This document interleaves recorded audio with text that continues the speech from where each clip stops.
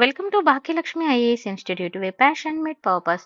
So ఈరోజు మనకి Feb first మనకైతే బడ్జెట్ డిస్కషన్ అయితే జరుగుతుంది. మీ అందరికీ తెలిసిన విషయమే.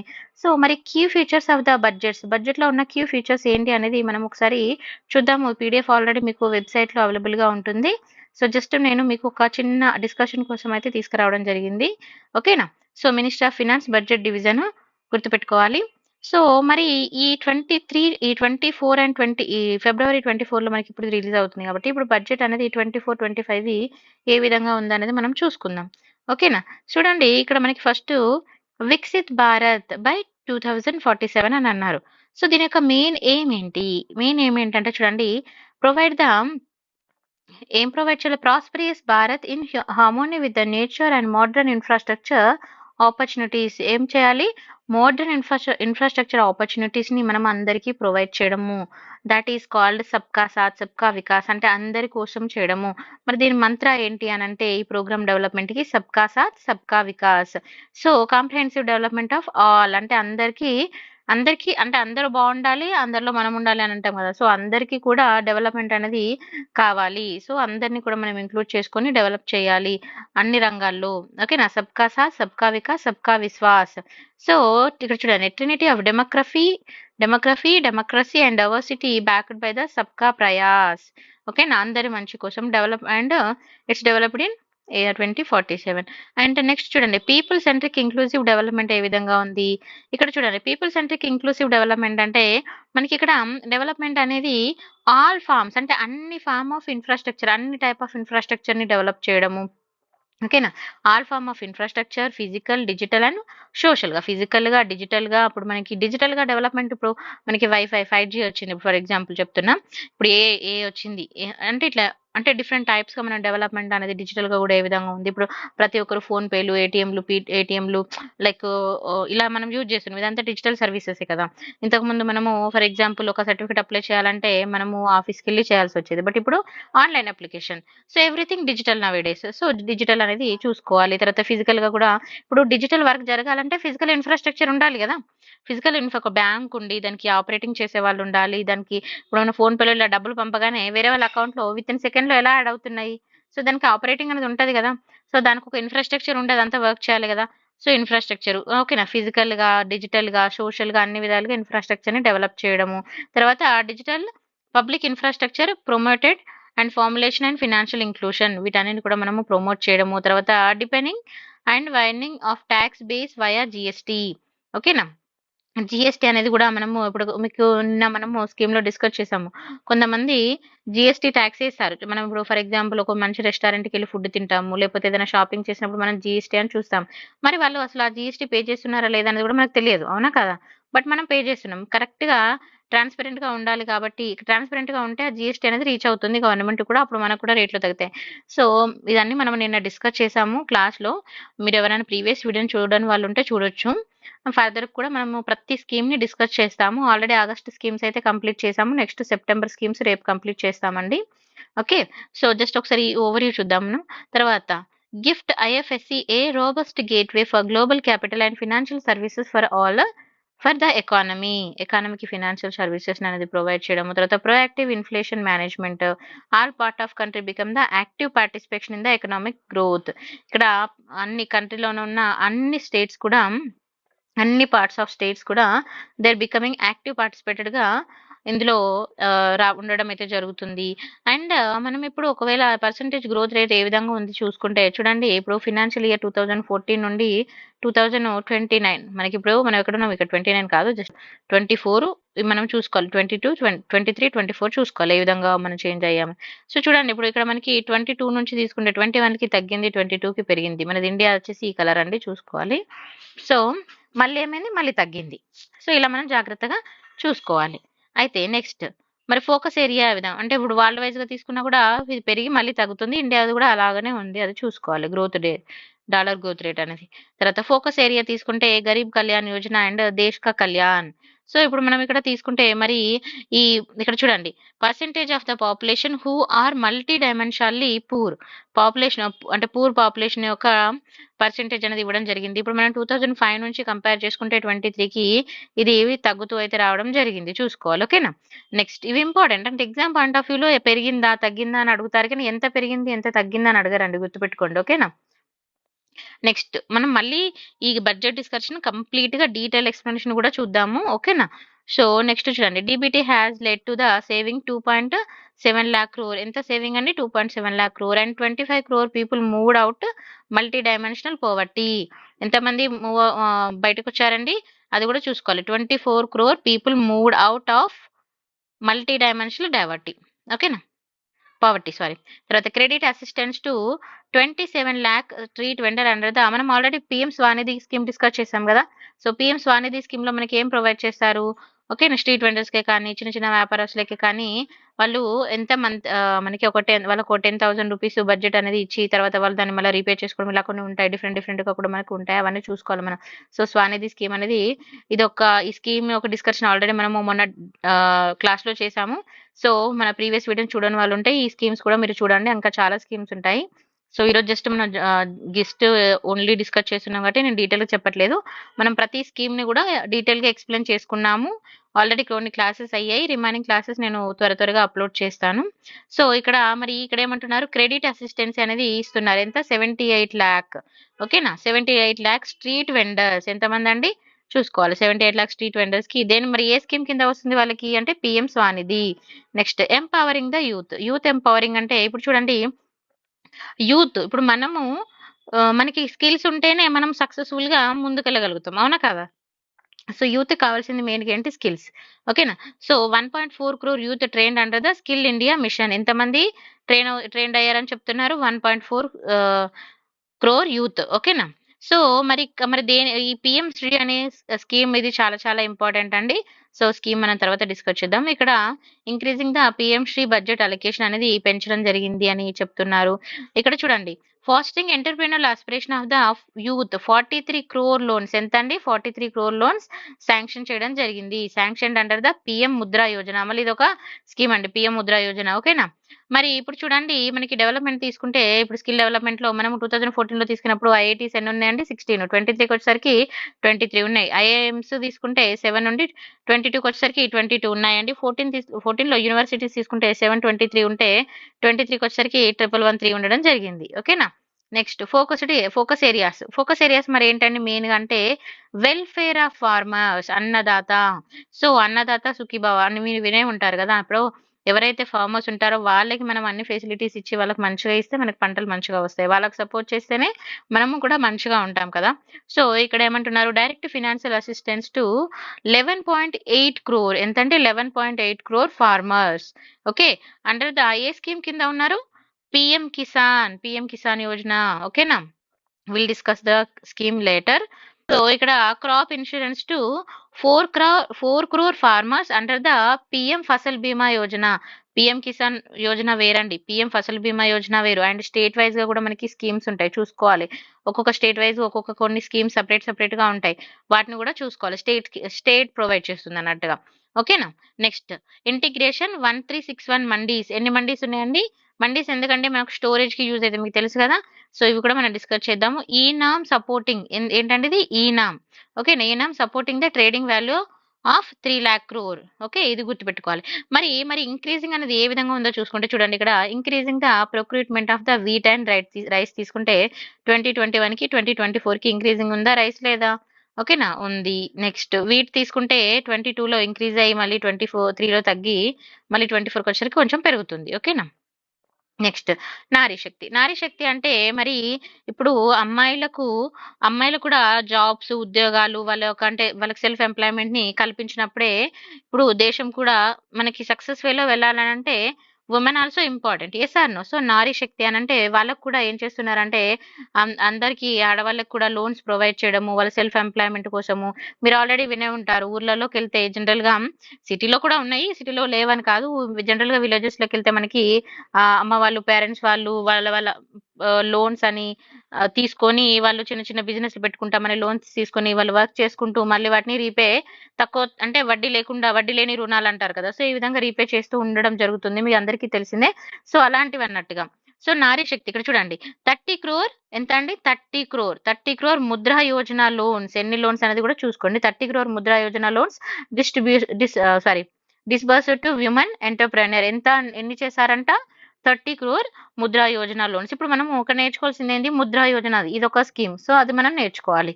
ఓకేనా, మనము ఫర్దర్ క్లాస్ లో డిస్కస్ చేద్దాము. తర్వాత increasing the female enrollment in higher education by 28%, ఎంత పెరిగిందంట అండి హైయర్ ఎడ్యుకేషన్ లో ఉమెన్ ఒక ఎన్రోల్మెంట్ 10 years లో 28% పెరిగింది.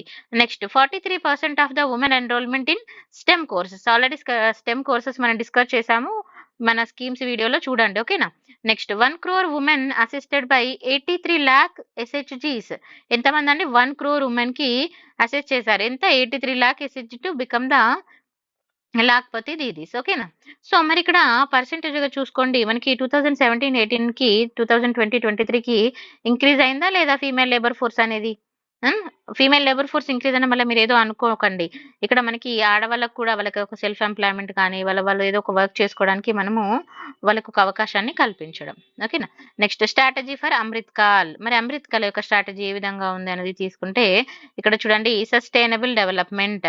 ఓకేనా, సస్టైనబుల్ డెవలప్మెంట్ తీసుకున్నప్పుడు ఇక్కడ కమిట్మెంట్ టు మీట్ ఏం మీట్ అవ్వాలి, నెట్ జీరో బై 2070. ఓకేనా, 2070. సో 2070 నెట్ జీరో బై ఇది మనకి డిస్కస్ చేసుకుందాం మనం నెక్స్ట్ క్లాస్ లో.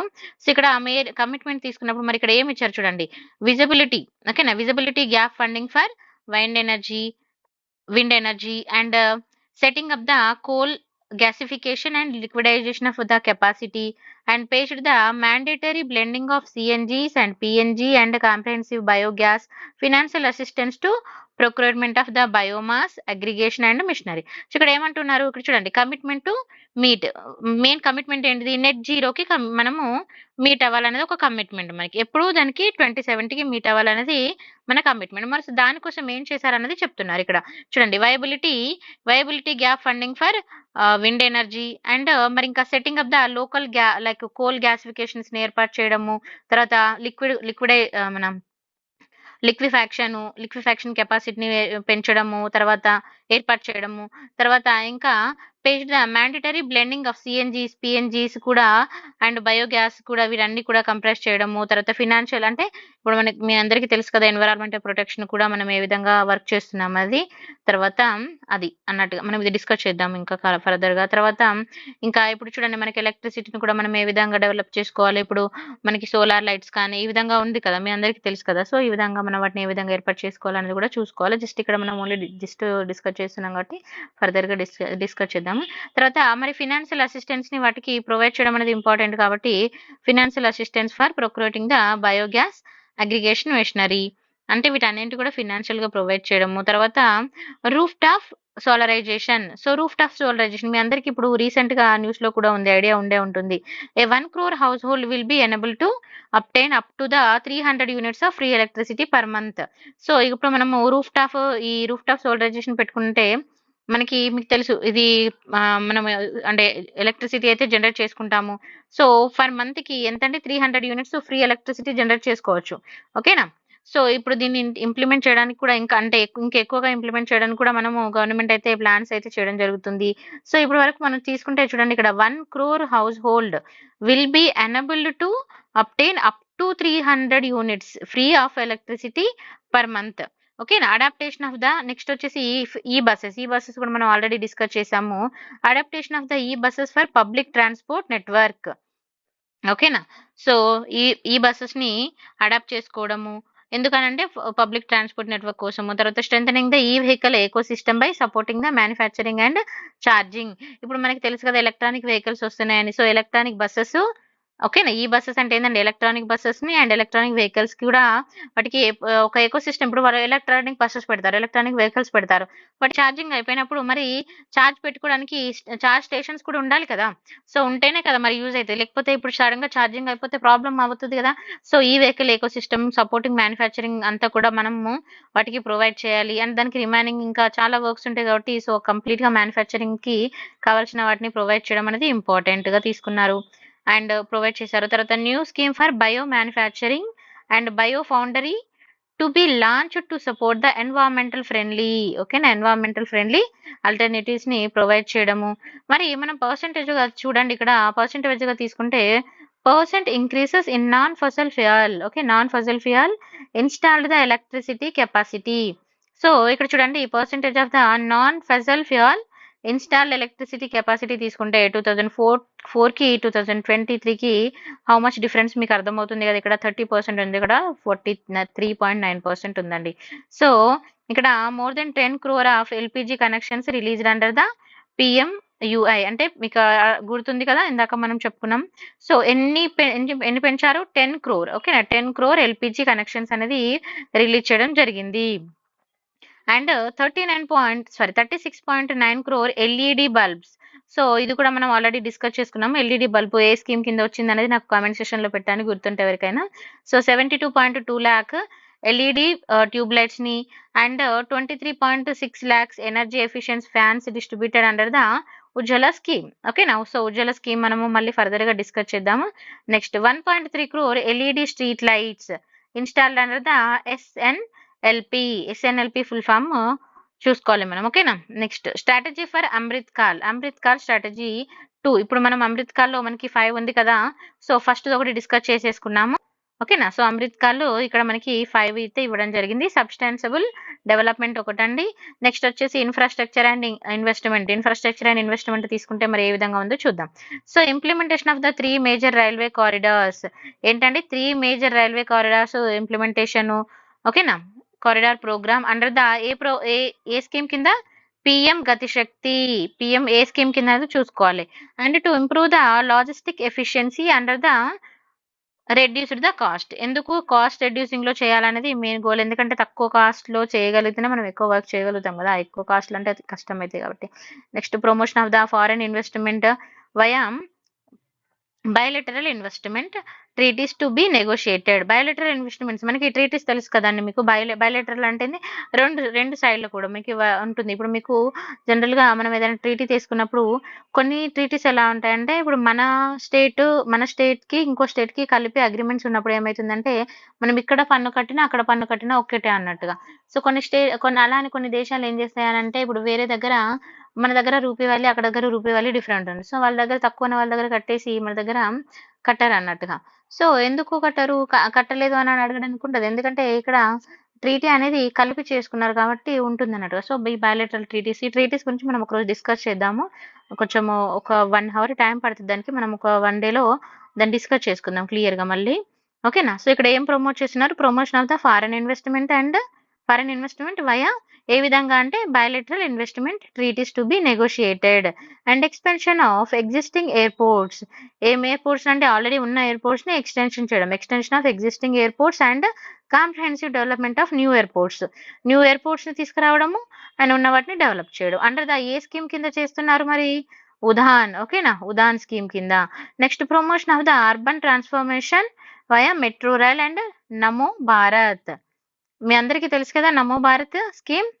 Next increasing the capital expenditure అనేది మరి 2018 నుంచి 25 వరకు తీసుకుంటే మనకి ఇంక్రీజ్ అవుతూ రావడం జరిగింది. మరి యూఎస్బి బిలియన్స్ ఇక్కడ చూడండి, doubling of the FDI inflow అనేది కూడా మనకి ఇంక్రీజ్ అయింది చూసుకోవాలి. Next improvement in the physical infrastructure. మరి ఫిజికల్ ఇన్ఫ్రాస్ట్రక్చర్ లో ఇంప్రూవ్మెంట్ అనేది ఏ విధంగా ఉంది చూడండి. ఇక్కడ నేషనల్ హైవేస్ తీసుకుంటే 2015కి 25కి ఇంక్రీజ్ అయినాయా లేదా చూడండి, ఇక్కడ ఇంక్రీజ్ అయింది కదా. Next cargo traffic major ports. Cargo traffic మీకు అందరికీ తెలుసు కదా. కార్గో ట్రాఫిక్ మేజర్ పోర్ట్స్ తీసుకున్నప్పుడు తక్కువ నుంచి పెరిగాయి కదా, 720కి పెరిగాయండి. తర్వాత నెక్స్ట్ ఎలక్ట్రిఫైడ్ రైల్ రూట్ తీసుకున్నప్పుడు కూడా మనకు 2015కి 22కి పెరగడం అయితే జరిగింది. తర్వాత ఎయిర్ క్రాఫ్ట్ మూమెంట్ కూడా మనకి 15కి 22 వరకు పెరగడం జరిగింది. నెక్స్ట్ నెంబర్ ఆఫ్ ఎయిర్పోర్ట్స్ 2015లో తీసుకుంటే 74 మాత్రమే ఉంటే 22కి వచ్చరికి 149 ఉన్నాయి. సో ఎంత ఇంక్రీజ్ అయినా ఇక్కడ మనకు నెంబర్స్ కూడా క్లియర్ గా ఉందండి, ఓకేనా. Next strategy for Amrit Kaal 3. So 3 strategy ఏంది, ఇంక్లూసివ్ డెవలప్మెంట్ వచ్చేసి ఇక్కడ చూడండి. ఇంక్లూసివ్ డెవలప్మెంట్ తీసుకుంటే aspirational district program to assist state in faster development and inclusive employment generation. So, ఇక్కడ మనకి ఇంక్లూసివ్ డెవలప్‌మెంట్ గ్రోత్ అనేది ఏ విధంగా ఉంది, అది ఏ విధంగా జరుగుతుందనేది కూడా మనకి ఇవ్వడం జరిగింది.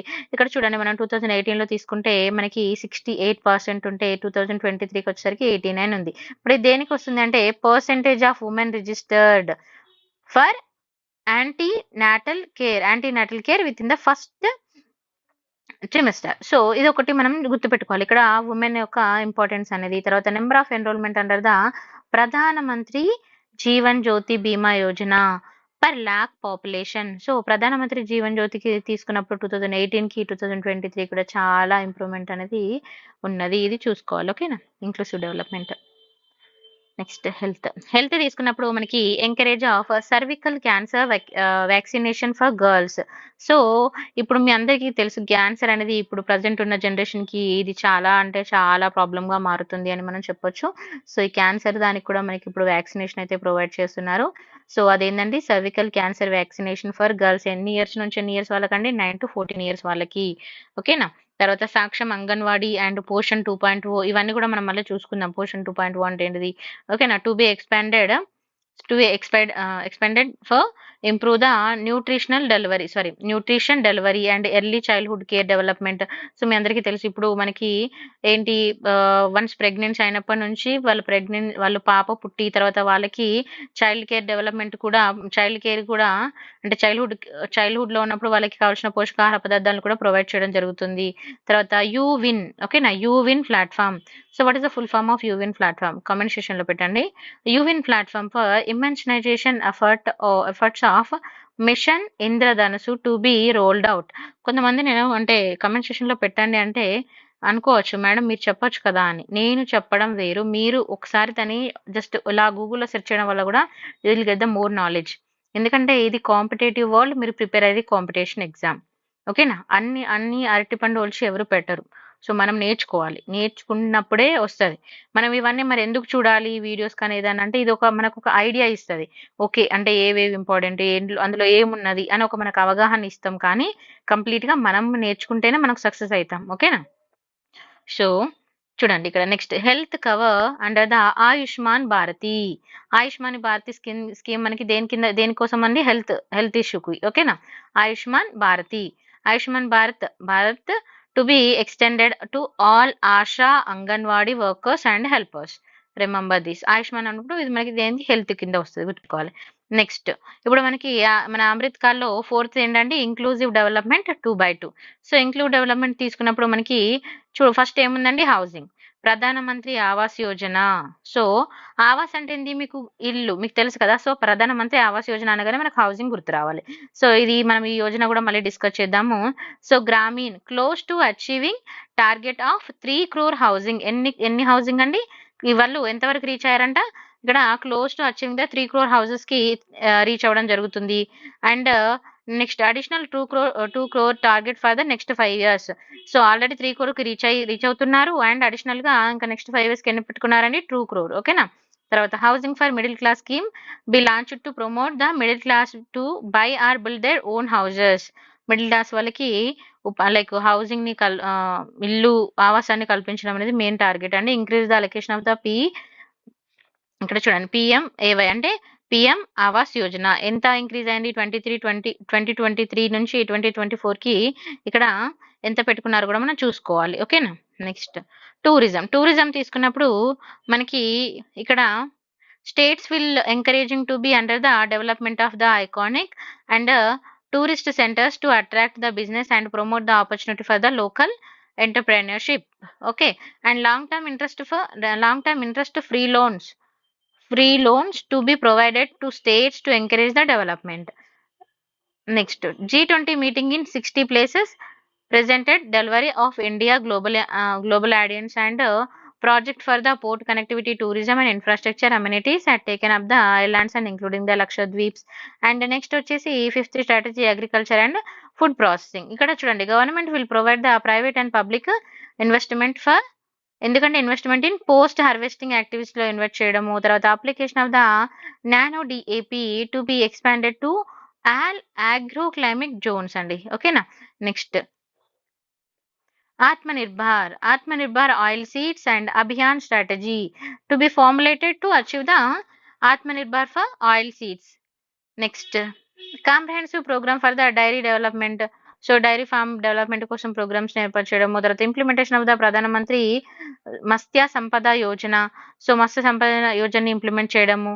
ఓకేనా, ఆక్వాకల్చర్ కోసం మీ అందరికీ తెలుసు కదా aquaculture. So next 5 integrated aqua parks to be setup.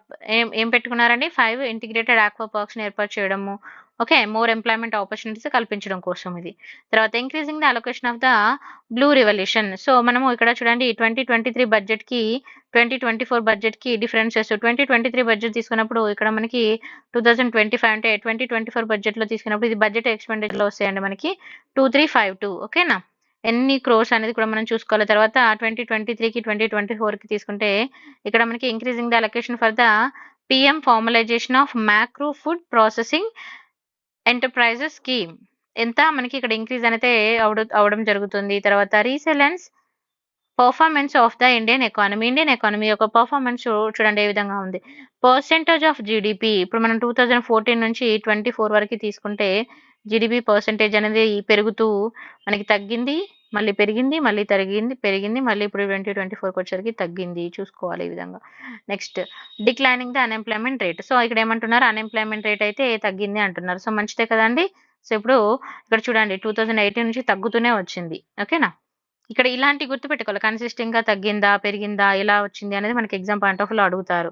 ఇవే ఇంపార్టెంట్. ఎగ్జామ్ పాయింట్ ఆఫ్ వ్యూలో ఏం ఇంపార్టెంట్ అంటే ఇక్కడ చూసుకోవాలి. ఇది ఇక్కడ declining of A CAD as percentage of GDP పెరిగిందా తగ్గిందా అని అంటే సో 2020 ఇక్కడ మనకి 23లో పెరిగితే 24కి వచ్చేసరికి అది తగ్గుతూ వచ్చింది. తర్వాత declining of the unemployment rate తీసుకున్నప్పుడు ఇది కన్సిస్టెన్సీ డిక్రీజింగ్. ఇక్కడ ఇట్లా అడుగుతారు question, consistency decreasing, consistency increasing ఇలాంటివి అడుగుతారు అన్నట్టుగా. Next declining of the GNPS as percentage of the gross advances.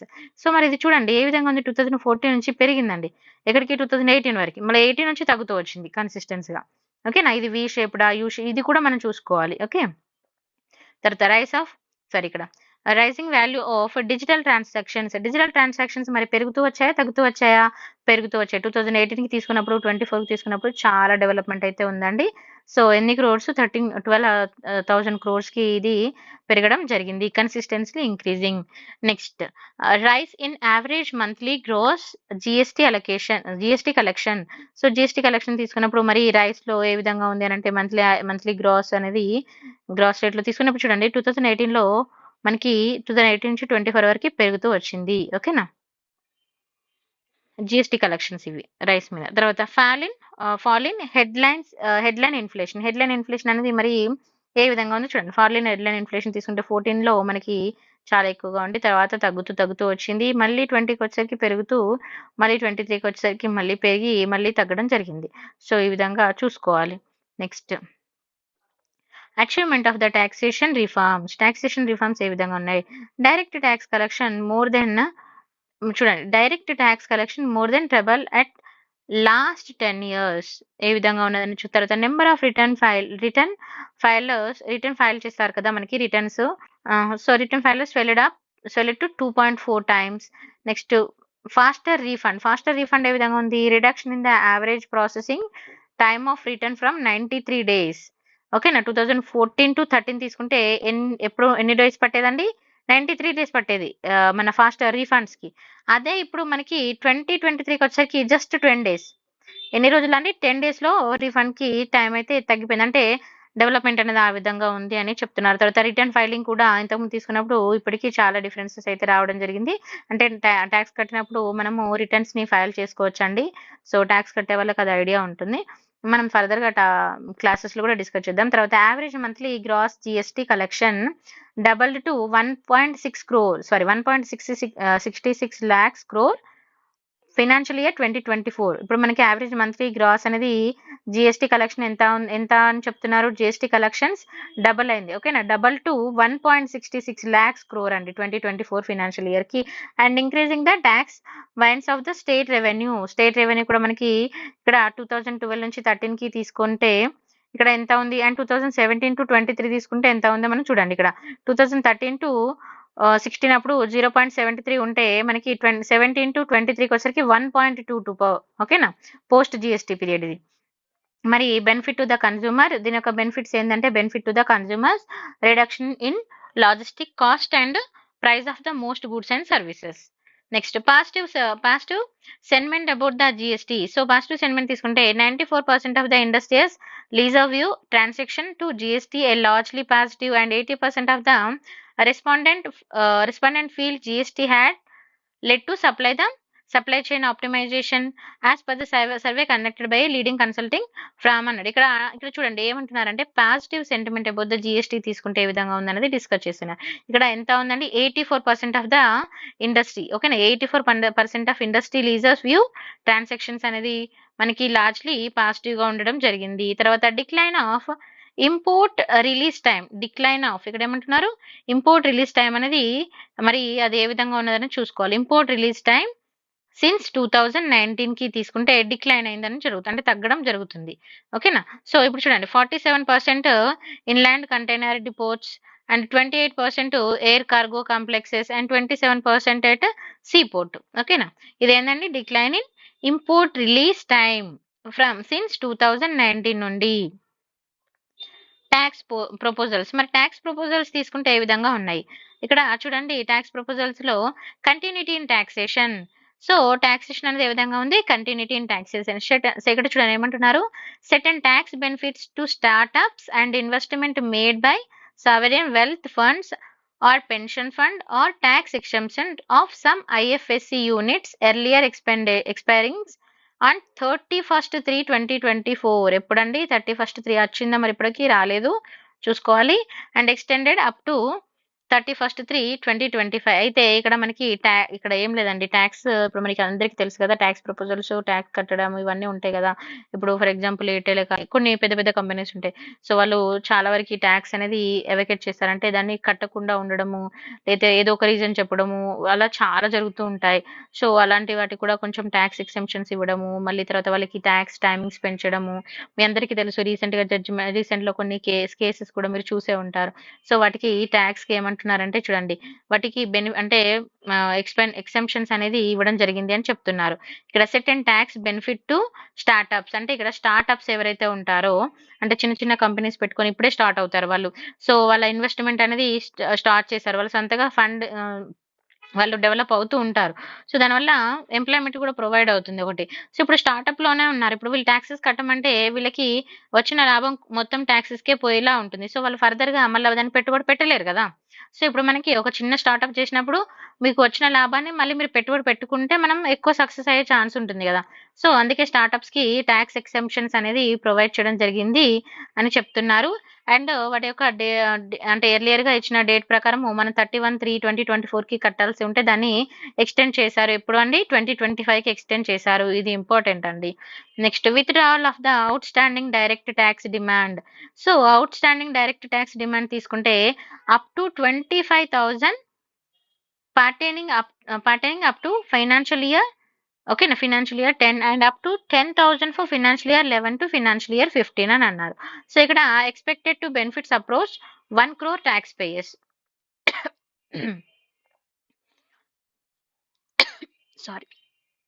Sorry అండి.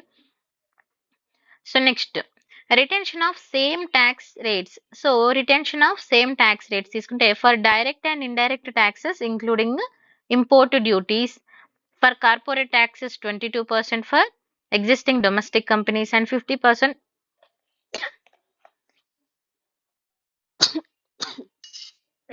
sorry